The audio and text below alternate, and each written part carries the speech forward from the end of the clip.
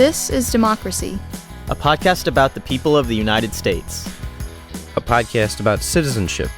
About engaging with politics and the world around you. A podcast about educating yourself on today's important issues. And how to have a voice in what happens next. Welcome to our new episode of This is Democracy. Today we're going to talk about the current state of the war in Ukraine. We're now more than 5 weeks into this war, and there's a lot that's happened, and it's often difficult to follow where we are in this conflict. The conflict began with the Russian invasion of Ukraine and has involved weeks of heroic resistance by Ukrainian forces with help from European and the United States and other forces. And it's often hard to know where we are. And we're joined today by our colleague and friend, Dr. Michael Kimmage, who has been with us on a number of episodes to help to explain what's happening historically, but also to give us a sense of what's going on the ground and how we can understand the events in front of us. Michael, thanks for joining us again. Oh, thank you so much for having me, Jeremi and Zachary. Dr. Michael Kimmage, as many of you know, is a professor of history at the Catholic University of America in Washington, D.C. He's also a fellow at the German Marshall Fund and chair of the Advisory Council for the Kennan Institute at the Woodrow Wilson Center in Washington, D.C.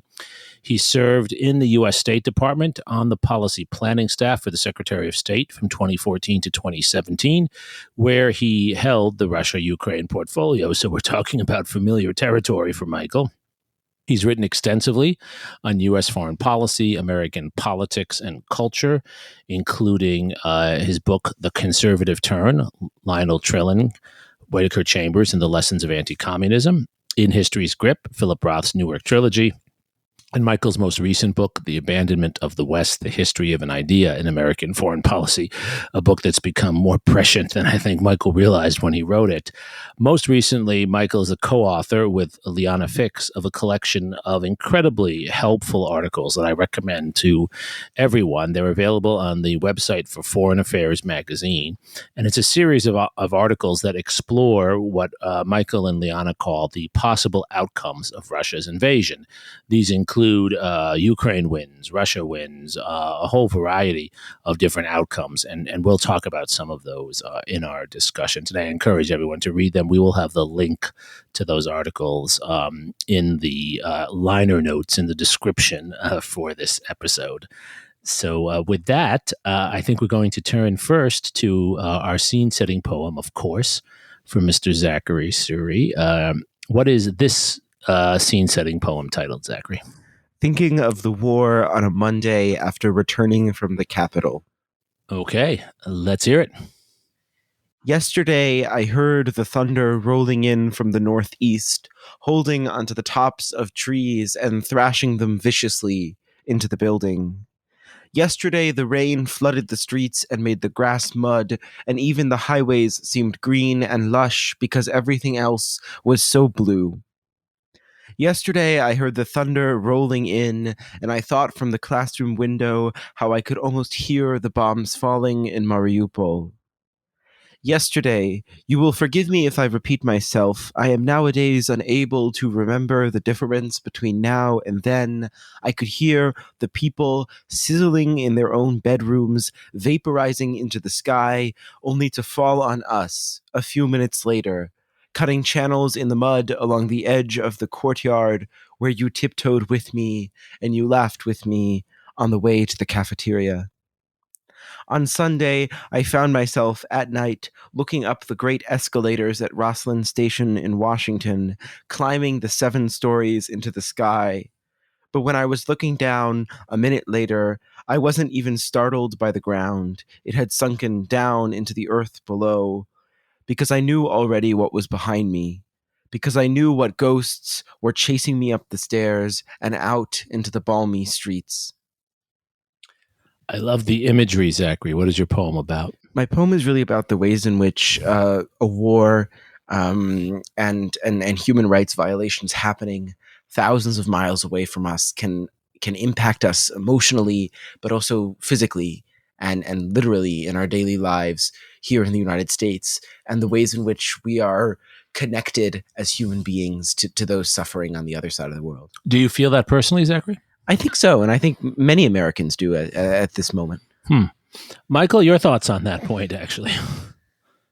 I think that Zachary, as ever, is onto so much with his poetry, and I think at the same time that he and I and you and many of us feel acutely the suffering that's happening overseas, I think one thing that I like about the poem is that it is, of course, also happening overseas. So there's this somewhat surreal quality of Washington in early May with the blooms and the flowers, and it's very much, very manifestly not a city at war at the moment in the sense of how one lives here and how one operates here, and yet it's a city that is enmeshed in so many ways in the conflict that's occurring thousands of miles away. So simultaneously, there's this feeling of connection and disconnection, and I think Zachary, your poem just captures that beautifully. And Michael, I find with a lot of my students and friends and colleagues and scholars, there's the same kind of feeling that we're touched and connected to this. But because we're so distant, it's hard to know what's happening. How would you describe the state of the war right now, more than 5 weeks into it? Well, it's a paradoxical war. I'll be a little bit clinical. It's not that I want to pass over the war crimes and atrocities, but I'll just try to be as analytical as possible. Of course, we spoke at the very beginning of the war. I remember it well. Jeremi and Zachary, I think the day or the day after the war started, and then that was an extremely emotional moment, and this is too, of course. But there's a lot to think through and to analyze. So I think it's paradoxical in a number of ways. Let me start with Ukraine and then turn to Russia in terms of where these two countries are. I think that Ukraine, now in roughly the 9th week of the war, is obviously in a much better place than it expected to be in the first week. It's possible, I think, to argue that Ukraine, in some fundamental way, won the war in the first week in the sense that it proved its own ability to survive. And it's gone from proving its ability to survive, demonstrating its political cohesion, its morale, to showing that it has real skill and force on the battlefield. That's been true defensively, I think, to a really remarkable degree. There's one city, maybe two now, Kherson and Mariupol, that the Russians seem to have conquered, but they haven't taken Kharkiv yet. They're very far from taking Kiev, and I think that the Ukrainians have really learned in the last 8-9 weeks how to defend their country. It's probably the most important story to be told about the war, and even beyond that, you see the Ukrainian army going on the counterattack. A couple of villages, some territory that's been retaken, obviously in the north, but also in the south. And I think that Russia really has to worry about, in a way that I'll try to develop in a moment, the scenario in which it's going, sort of being pushed back on the ropes by the Ukrainian military. That may seem theoretically impossible to Russia, but what's theoretically impossible can also be a reality. So, it's not a paradox that Ukraine has done so well, but it's a paradox perhaps that Ukraine has done well and yet is not in the position to win the war or to expel Russian troops and is clearly facing what looks like it will be a long-term conflict. I think the paradoxes on the Russian side are more, if anything, more acute.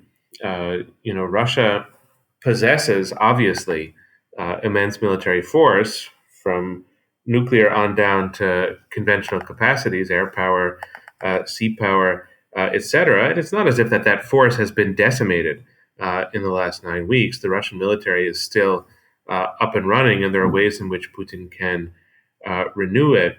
But Russia has placed itself in a catch-22, where the way in which it is prosecuting the war is invalidating the political aims that Russia set for the war, which are either control over the country — I think that's just out of Russia's grasp at this point — or even influence over the country. So each day that the war goes on, Russia's political influence over Ukraine diminishes. It's a case study in a counterproductive effort, but at the same time, Russia retains enormous powers of destruction, as Zachary's poem suggests, in Mariupol and elsewhere. So they don't have the capacity to win, the Russians, I think that the political aims that they have set for themselves are unrealizable, and yet they may have incentive, and they certainly have the ability to keep on fighting. So there, too, you see a kind of paradox. I think the wrong word to use would be stalemate. I don't think it's that, but it's, at this stage of it, a somewhat paradoxical war on both sides.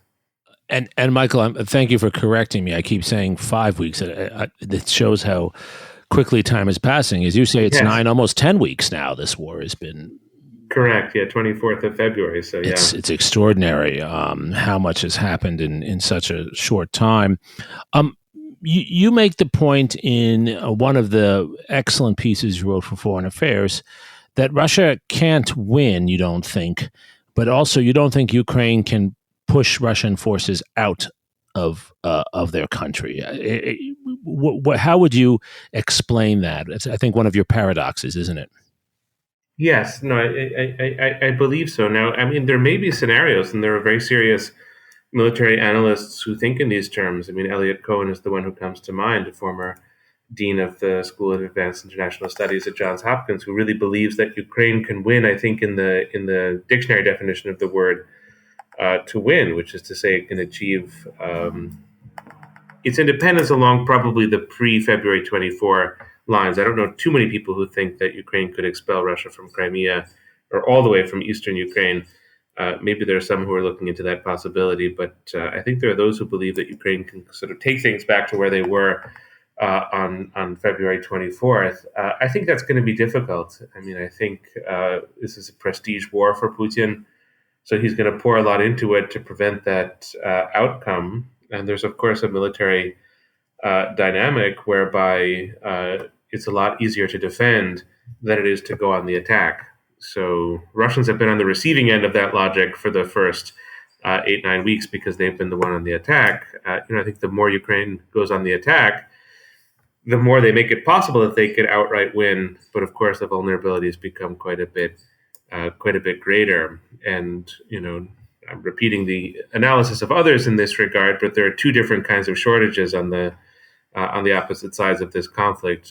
On the Russian side, there's a shortage of manpower because they've lost so many soldiers and they've exhausted so many soldiers as well. And on the Ukrainian side, there is a shortage of ammunition and of some of the tools that they need to fight the war. Now, that's being corrected day by day by the United States and other allies and friends of Ukraine, but I think that they're just not there in terms of they would have to be to expel an army like Russia's from their territory. Then if Ukraine does win, either in the traditional dictionary definition sense or in a more sort of nuanced way, to what extent do you think Ukraine will play a bigger role in discussions of democracy and freedom in Europe, but also in terms of American strategic goals in the region? Sorry, that's a very broad question. No, it's a wonderful question.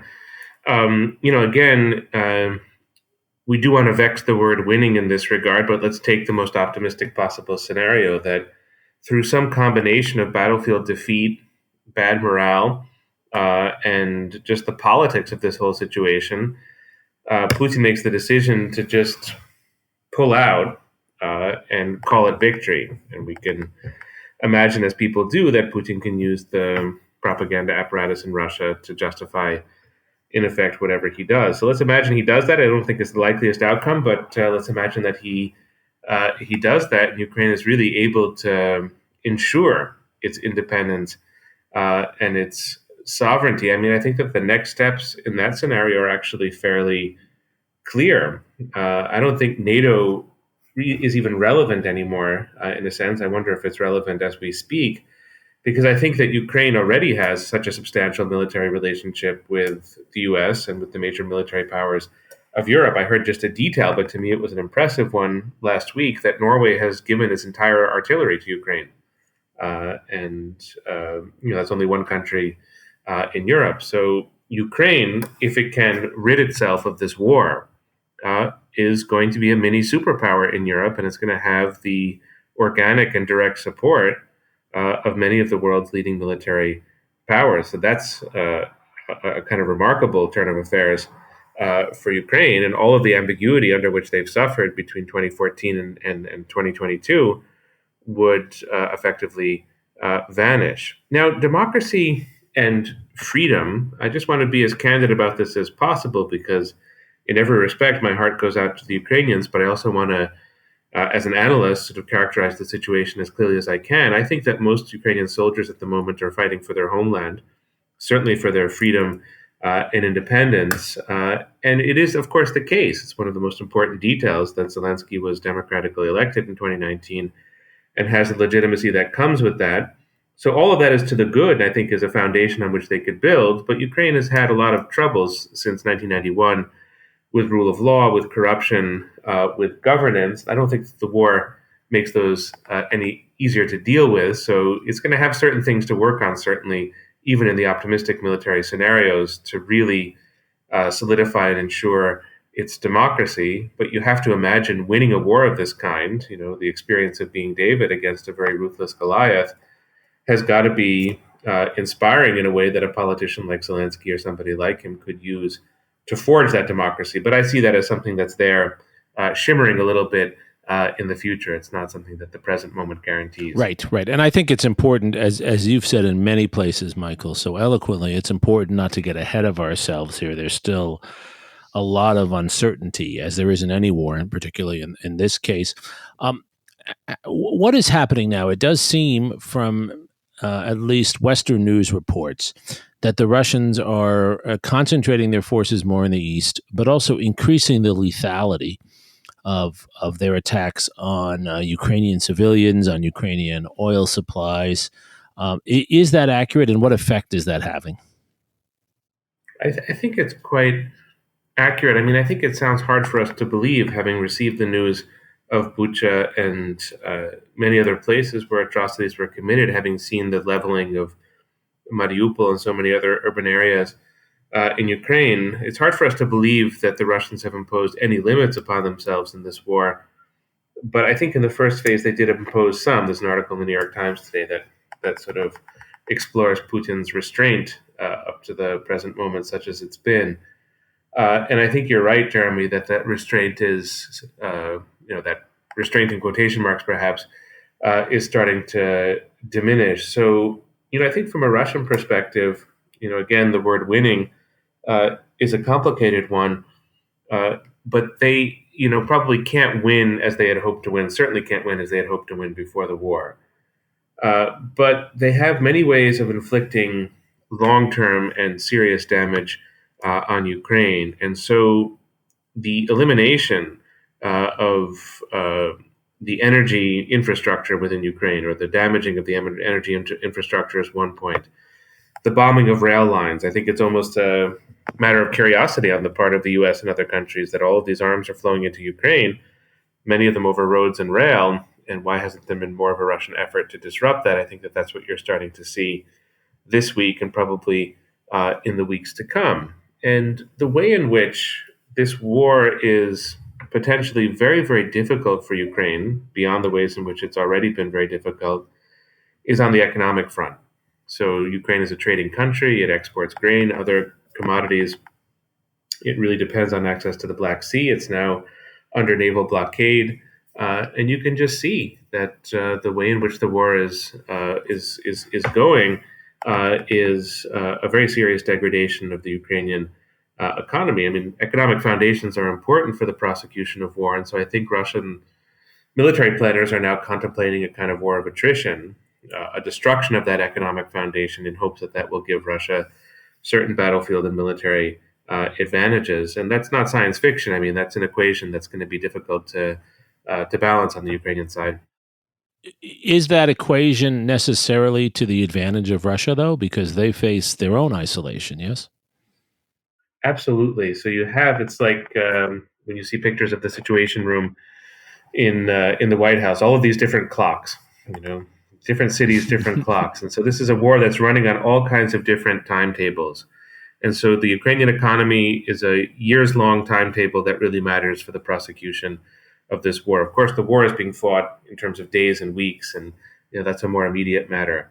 But the timetables for Russia are also exactly as you're suggesting, Jeremy, are potentially very, very punishing for Russia, and in two respects.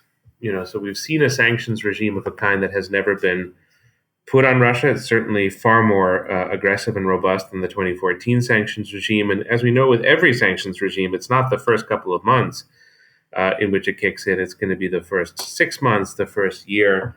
And I think especially when we hit the winter, where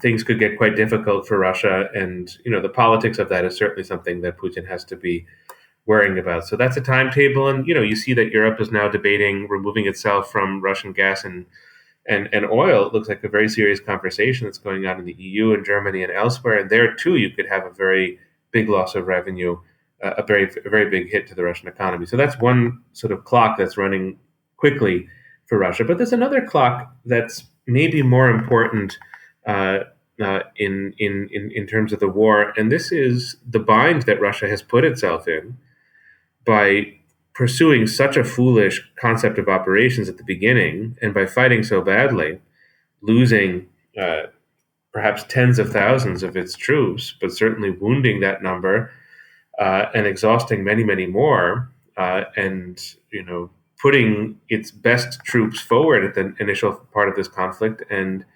eviscerating them. And so it faces a diabolical choice from its point of view. Does it come to terms, having achieved nothing really? That's a tough thing to imagine with Vladimir Putin. Or does it mobilize and draw up millions upon millions of young men and women? That's certainly an option in a country of 140 million. But then, you put the urban elite into the war in a new way. You affect the lives of tens of millions of parents in a very different way. And if Putin mobilizes, he cannot settle for anything small. He's going to have to get a big victory. And that's very, very, very far from being guaranteed. So that's the timeline that's also, I think, very difficult for Putin. And then very finally, on this issue of timeline, if they do decide to mobilize, and it's a prediction of some that this will happen on May 9th, Victory Day for the Second World War in Russia, mobilization is slow. So it takes maybe 6 to 8 months to get the troops trained. By that point, given the flow of arms into Ukraine, they're going to face probably double the firepower on the Ukrainian side. So Russia has put itself in a terrible military bind, and time is definitely a friend in some respects in terms of a war of attrition, but time is an enemy in many more respects. We've asked this, I think, on every episode we've done with you over the past few weeks. But do you think as Putin and as the Russian regime gets more and more desperate, that there is a threat of escalation beyond the borders of Ukraine? I'm confident in my answer. Hopefully I'm right, but I'm at the very least confident in my answer that this is not going to play itself out unless some accident really pulls Russia in this direction. And let's dwell on the detail that the city of Kharkiv in the eastern part of Ukraine still has not been taken by Russia. This is a city that's really on the Russian border. It's a Russian-speaking city, whatever that means. I don't think it means that the residents are pro-Russian, but still, if there was any city that would have been presumably easy for Russia to take in this war, it would be Kharkiv, and it hasn't been taken. And you have so many other setbacks elsewhere. You have this manpower problem, and then you have the internal politics in Russia if the war is to escalate, that now they're sort of pretending that it's not a war, and you can't do that if it becomes something much larger. So they run the risk of that happening, of the war getting out of control, getting too big to handle within the territory of Ukraine. That's a very real danger and fear that the Russians have to have, or Putin has to have, with this war. So to me, it seems on that basis a kind of insanity to draw Poland or Lithuania or Hungary or Slovakia or Bulgaria. It starts to sound really like science fiction, but to draw any of these countries into the war, not to mention giving any pretext for NATO as such to enter the war, because that would mean that the U.S. probably would go in much further than it's already gone. I don't see how that works in Russia's favor in any respect. So it seems to me like they would maybe choose rhetorical devices that could intimidate the populations of NATO member states, and that's where the nuclear threat comes in handy. But I see no reason for Russia to go bigger than they've already gone and I see no incentive, and I see no motive. So to that degree, I think terrible as this war is and has been and will be, we can draw a certain sigh of relief. Michael, what about the possibilities of the Russian army disintegrating? I mean, there's actually a long history of this happening to Russian armies. And there's some evidence of Russian soldiers abandoning their orders, selling the fuel they have for their vehicles. Are we likely to see more of that?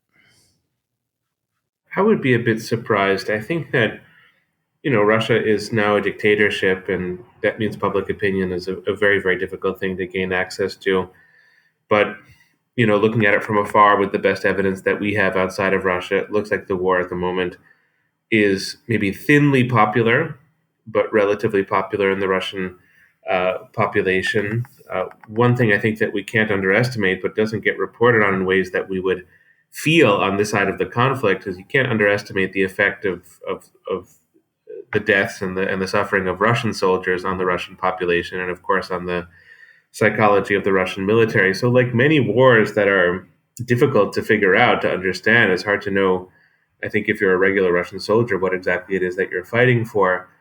That may be true in the abstract, but when your comrade dies or your comrade is wounded, then you end up fighting for your comrade. So I think that, for a couple of months, maybe even for a couple of years, I don't think that the disintegration of the Russian military is likely, and I think that there is perhaps a gathering fear in Russia that they've sown the wind and reaped the whirlwind, that the arming of Ukraine is really becoming a problem for Russia, and there may be certain elements of sort of fear and worry about that point, and that could also be turned into sort of incentive to keep the war going, or not to be humiliated, or to be outright defeated. I think that those things happen. Certainly, they've happened in Russian history a number of times. Of course, World War I is the most important example, but it's not been rapid. It's not been in the course of one summer that an army is disintegrated. I think it usually takes a kind of piling on of suffering and incompetence and inefficiency and criminality, and then it disintegrates. And what about on the other side? I mean, the Ukrainian forces, as you said so eloquently before, Michael, have fought in ways that are extraordinary in their effectiveness, in their courage, in their unity. Are we likely to see that to continue, or are we likely to see more internal difficulties that so far we haven't seen many of from the Ukrainian forces? The difficulties I would anticipate for Ukraine are logistical. So if Russia continues to bomb fuel depots and to menace transportation and to do those kinds of things, then it could be more difficult to run the war. For both sides of the war, it matters, of course, that Ukraine is a very large country. I used to have a complicated way of configuring it. It's from Maine to West Virginia, or from Illinois to Virginia. I have an easier one, especially for your audience, Zachary and Jeremy. It's roughly the size of Texas, Ukraine, right? Which is very big. Which is very big, and gives you a sense of how hard it is to invade. But it also, it's not easy to run a war, a defensive war in Ukraine, because of the size of the country. I see no indication that Ukrainian morale is bad. I think, to the contrary, morale has been excellent from the very beginning of the war, when things looked pretty dire for Kiev and Zelensky and for the country at large. You have the sinking of the Moskva, which I think was a huge morale boost. The expulsion of the Russian armies from around Kiev, another huge morale boost. And I think also the support, it's not of the whole world, but of much of the world, has been meaningful.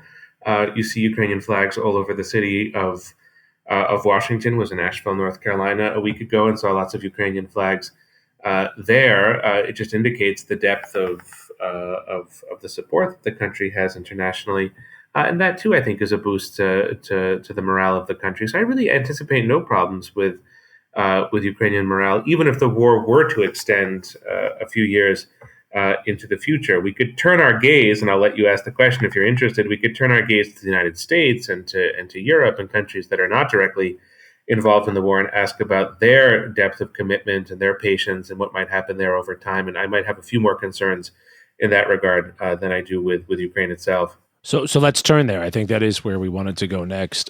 Part of the Ukrainian success so far in resisting Russia has been built upon unprecedented support from the United States, from many European countries, particularly Germany, from various other countries around the world. Is that likely to hold up? What are the challenges there? I think the challenges are significant. I do think it's likely to hold up for two reasons. I mean, I think that the war is creating in the countries that are observing it, those that have supported the sanctions regime. So it's Europe, the U.S., Australia, New Zealand, South Korea, Japan, and a handful of other countries. I think the war is creating its own rationale.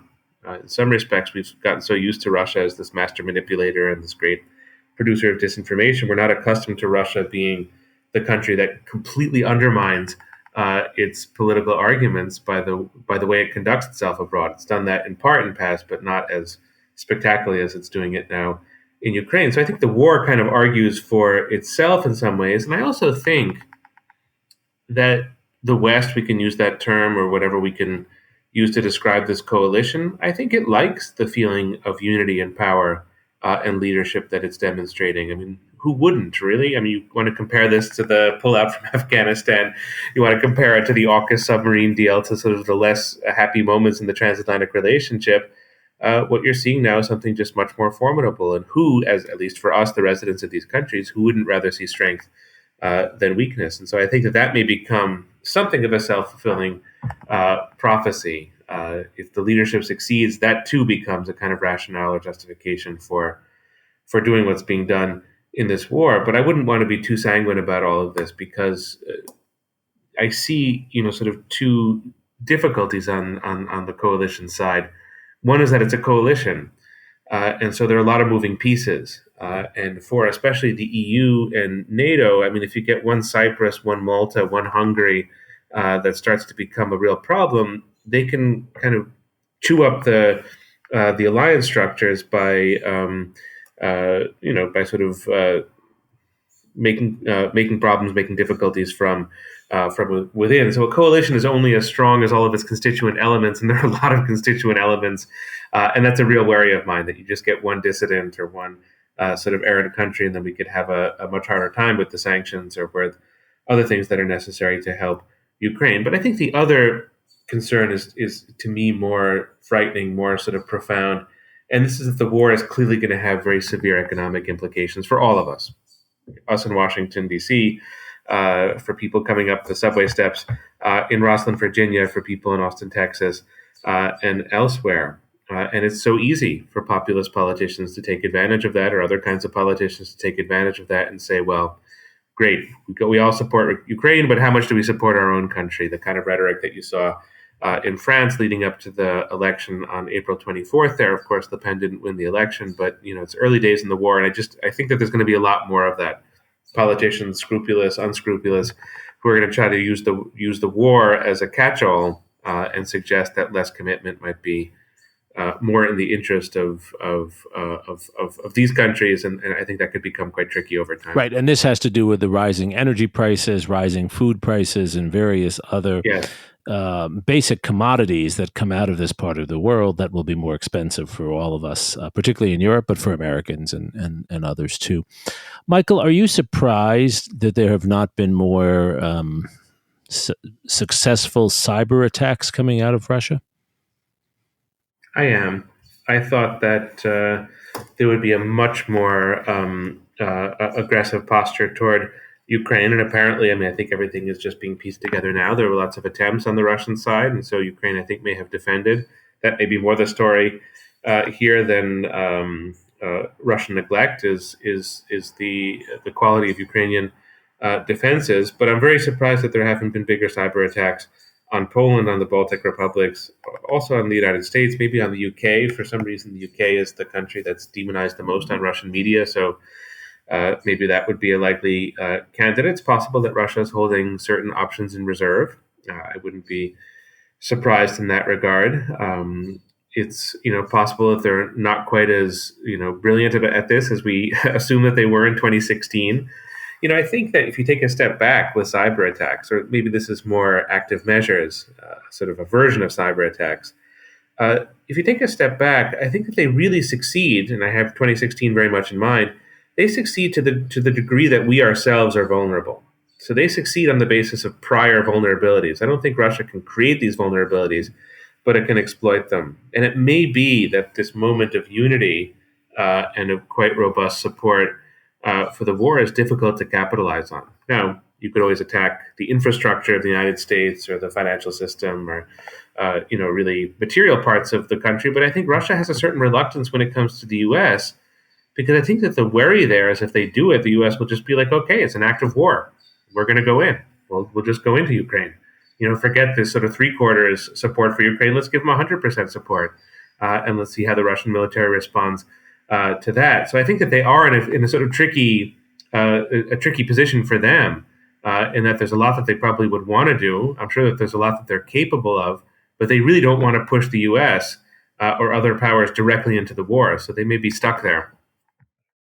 So a lot of what you're saying does sound like stalemate, Michael, but you said earlier on that you're not comfortable with that term.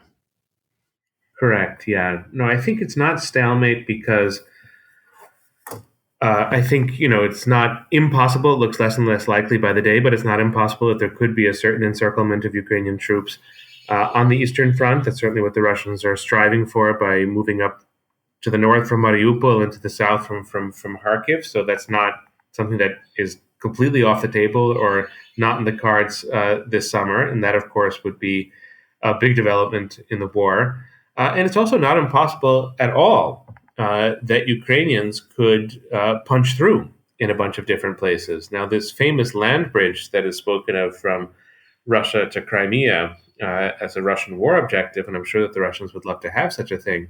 But let's again remember, sort of roughly estimate here, it's, half the border of Texas in one direction or another. Can you imagine how difficult that is to defend? And the very folly of the Russian war plan to go in with 200,000 troops and to take on a country of this size means that a lot of the territory that Russia has taken is much less securely held than some of the maps suggest. That's blocked out all in one color as the kind of Russian side, but it's not honeycombed with Russian troops at all. So I think the Ukrainians have huge options, and the caliber of the weaponry that they're now getting, tanks, artillery, especially from Germany, from across Europe, from the United States, may mean that they really have the capacity to go forward. And if we see how the Russians have been fighting so far, they might turn in terror in retreat in many places, in which case you also wouldn't have stalemate. So it's really not, it's not that there isn't an element of stalemate at the moment, but there are ways in which that could be shredded very quickly in the next few weeks. And I guess looking forward, Michael, then after that, I think very helpful description. I guess the natural question is, what are you looking at in the coming weeks as we go from week 10 to 11, 12, 13? It's certainly clear from what you're saying that we shouldn't expect this to end anytime soon. So what are you watching? So of the three variables, the three core variables in this conflict, the first is Ukraine. We'll say the second is its allies and supporters, and the third is Russia.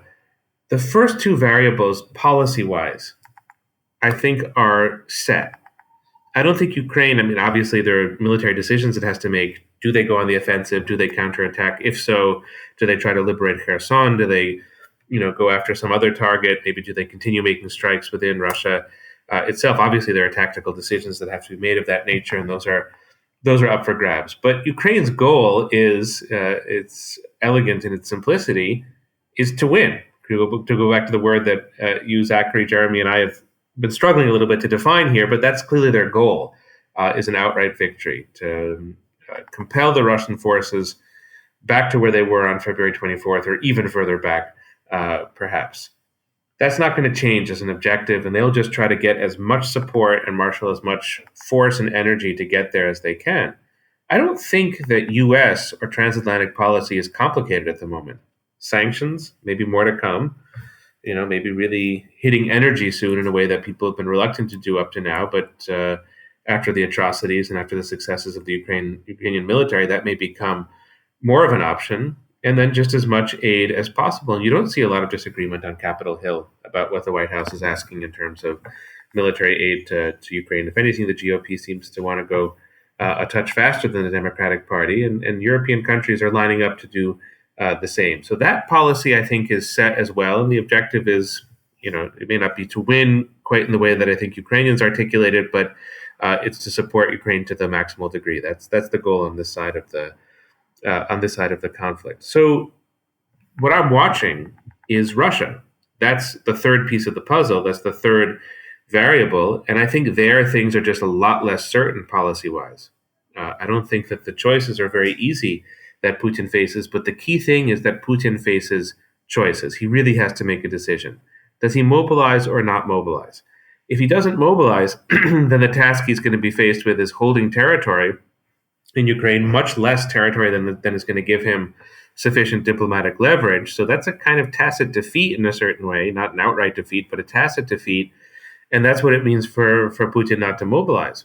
Now, he can mobilize and maybe think of going back to Kiev in a kind of massive World War II type invasion of the country, but that's very costly in different ways. If I had to bet, I hope it doesn't happen, but if I had to bet, I would bet on mobilization, because I just think Putin can't tolerate defeat. But that would be a huge shift in the war, and it's a decision he's probably going to have to make in the next 2 to 3 weeks. So I think that the key variable, in a sense, is the mind of Putin, or if that's too reductive, then the key variable is just how Russia goes forward at this moment. They're the ones in the hot seat. But it's interesting, your description, and I think this was intentional, was Putin-centered. It's not centered on any other decision makers or actors in Russia. I continue to feel, not on the basis of good evidence, but I continue to feel that the war in the highest circles of the Russian government is quite unpopular. I think we all saw the grotesque Stalinist demonstration that was put on shortly before the war, where people had to show their support. They looked utterly miserable. I think a lot of certainly the foreign policy elite didn't expect the war to happen until it did. It may be that the mass of Russians, as I said earlier, is thinly, though in a kind of majority, support of the war that comes from Russian media, and I think just the sentiments of war and supporting the troops and such. So, I think that's there. But on the more elite levels of the Russian government, I do not think that it is a popular war. I don't think anybody has the courage or the ability to out-argue Putin or to show that they're disloyal and they're all living in fear. And that's, why the repression that Putin has instigated is a very calculated kind of repression to squelch disloyalty. But I don't think that the military likes this war. How could it? The military command. I don't think the economic elites of Russia like this war. How could they? They stand only to lose from it. And in some ways, this is an odd argument to make, perhaps, but I think true Russian patriots don't like this war. It's sullying the reputation of the country. It's attaching the country to a monstrously stupid and, of course, criminal enterprise. And who could, as a patriot, watch something like that happen and feel good about the endeavor? So it's not that it's just one man's whim exactly, but it's very different from Crimea in 2014, where there was a consensus, very different from the war in Syria, where I think a consensus emerged over time. And in that sense, Putin is playing with political fire. But in the short run, which is to say in the coming weeks and months, you don't think that dissent, which I agree with you, and I also agree that the evidence is mixed at best, but assuming what you say is correct, and I think it is, you don't think it actually matters for Putin in the short run? No, because I think, it's like a political machine, Russia at this point, that only Putin knows how to run. And that's, I think, in the very nature of personalist rule. And one implication of that, or one consequence of that, is that it's not in the self-interest of many people to disrupt it and to sort of overturn it. I mean, the question of Russian politics, I always think it's one Shakespeare play or another, but I don't know which one it is. Is it Julius Caesar? Is it King Lear? Is it Coriolanus? I mean, it is one of those plays. I'm thoroughly convinced. Or Macbeth. And over time, or Macbeth. Over time, we'll learn. And I'm sure that there are lots of enterprising princes around Putin who think that they could do the job better and would like to get rid of him. But I have to say that the fear must be tremendous. And the moment one enterprising prince shares a plan with another enterprising prince, I think both are in mortal danger. Right. And you've seen Putin imprison somebody from his own intelligence services recently.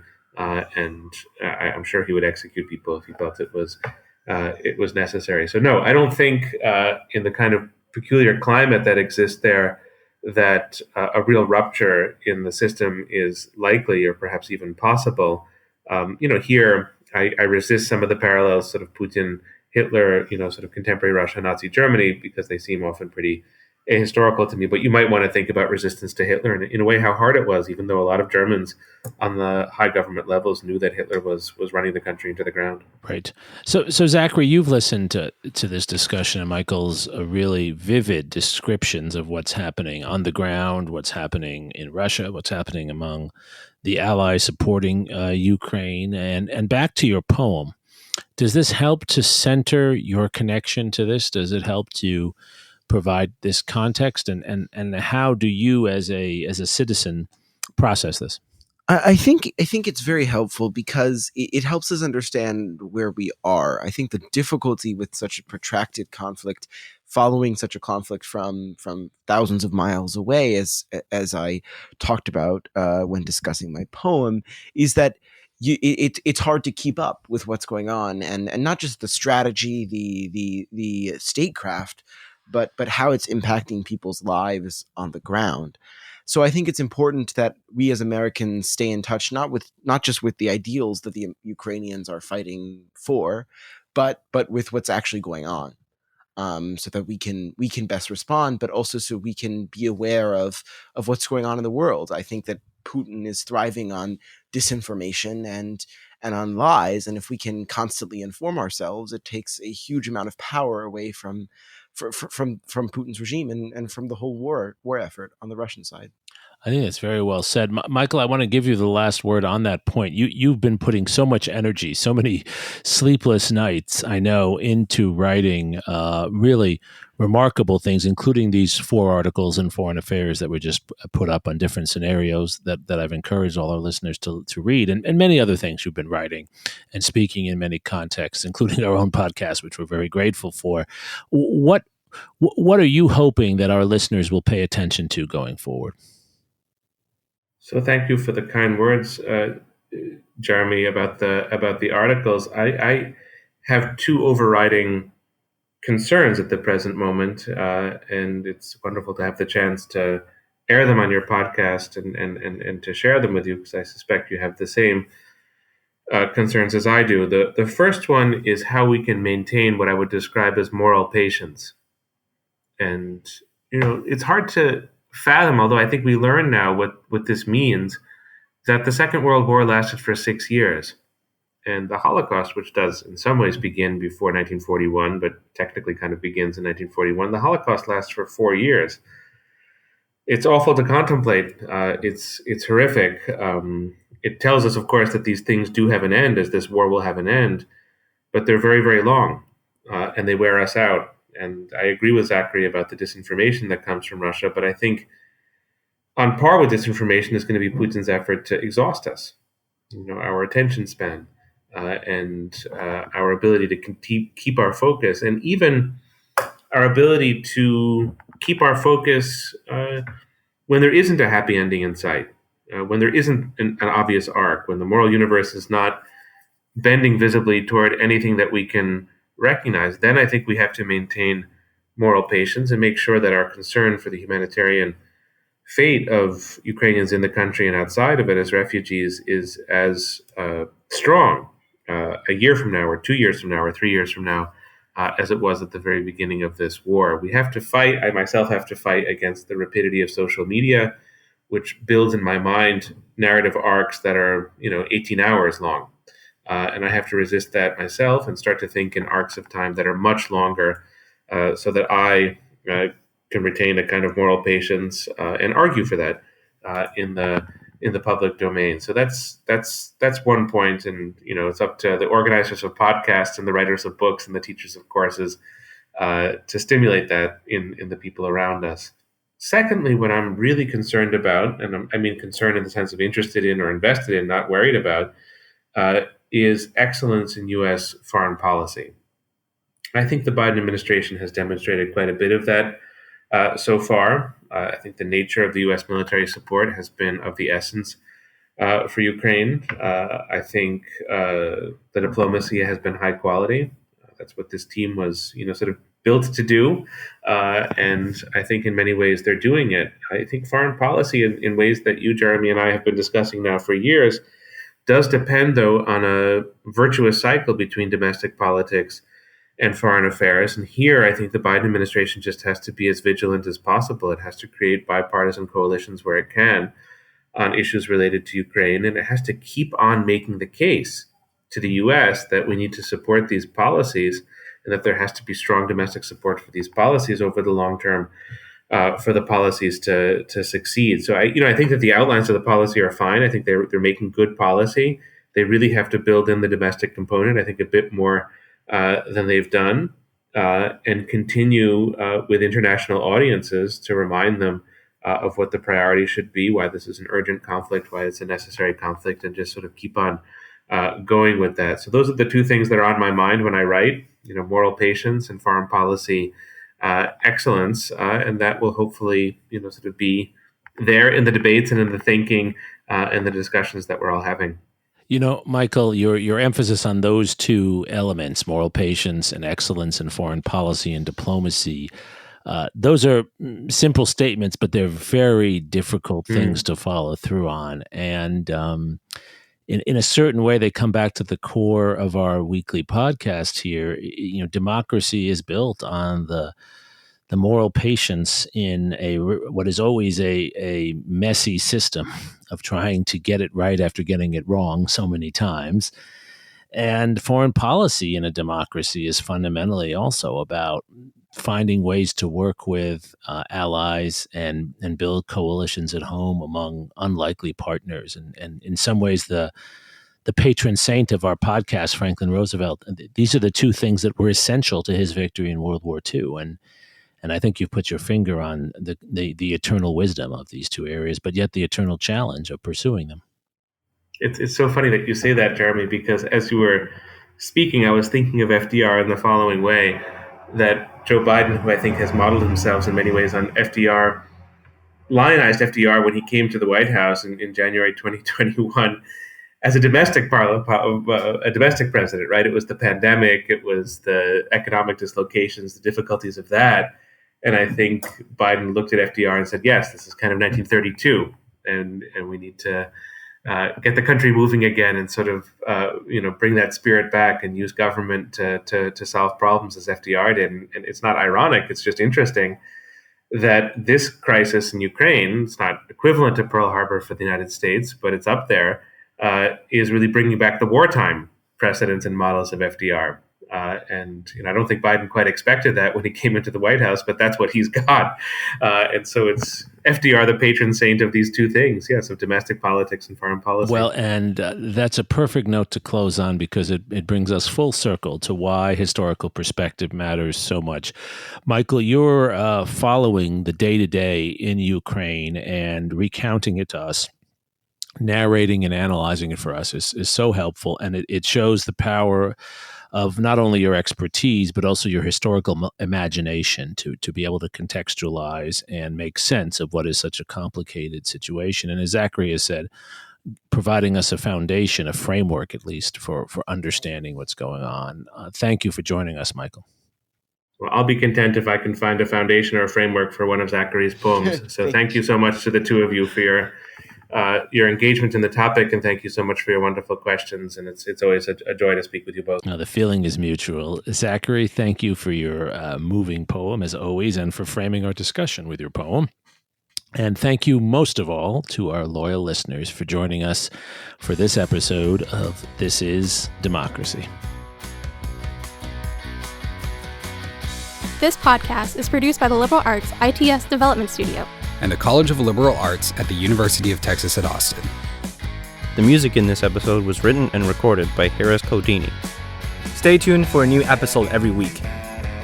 You can find This Is Democracy on Apple Podcasts, Spotify, and Stitcher. See you next time.